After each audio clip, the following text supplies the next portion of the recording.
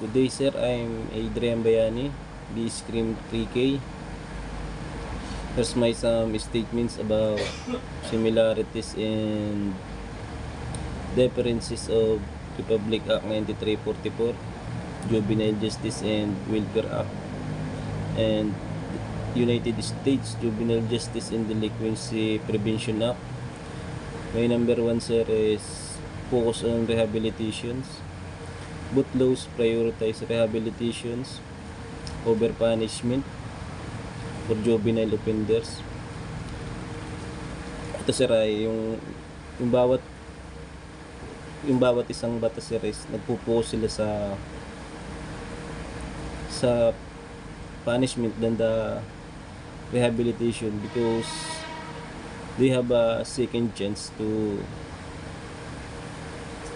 correct the mistakes of the child and protection of rights. Both laws ensure the protection of juvenile offenders rights, including the due process and fair treatment. And itong dalawang batas na to sir, same sila sir sa pinoprotektahan ng bawat kapakanan ng bawat juvenile offenders or children with conflict with the law. And ginagawa nila sir is fair, yung fair treatment about due process of law and emphasis of preventions. Both laws aim to prevent juvenile delinquency through community-based programs and services. Itong bawat batas na to sir ay mas inaano nila sir sa community-based program, katulad sir ng paglilinis, pag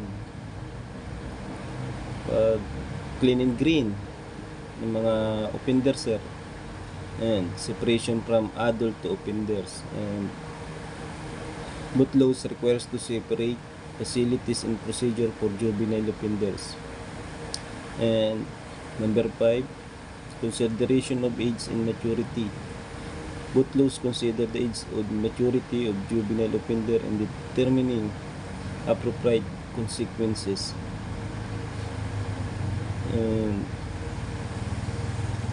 And age of criminal responsibility in Philippines, Republic Act 9344 is age at 15 with exception with younger children, and from the US, and typically 10 to 17 years old. And may isang ano lang sila sir, may isang jurisdiction sa US po. And sa Philippines, community service, counseling and rehabilitations. Yung sentencing sir sa Philippines, which is yun sir, yung ganun ang ginagawa sir dito. And sa US naman sir is allows for detention or incarceration in several case. Prevention and strategies dito sir sa Pilipinas ay nagpo-focus sila sir sa community-based program, family strengthening, and educations. Yung mga dito sir sa Pilipinas, yung mga children with conflict with the law, which is habang nandun sila sir sa rehabilitations, nag-aano sila sir na yung mga gathering, yung mga katulad ng mga sa mga education sir, nag-aaral din sila sir dun.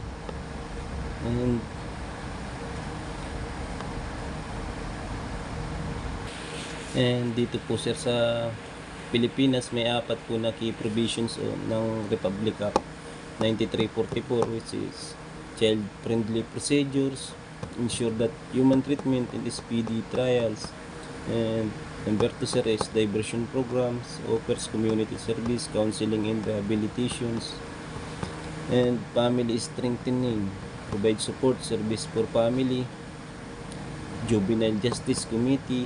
And sa US naman po may mga yung key provisions of Juvenile Justice and Delinquency Prevention Act of US is for protection programs. Number 1 is the institutions, removing non-offender from institutions. Number 2 is sight and sound separations, which is separating juveniles from adults, and jail removal, prohibiting juvenile detention in adult facilities. And number 4, sir, is disproportionate minority contact and reducing facial disparities. And yun lang, sir, and maraming salamat po and thank you. Good day po.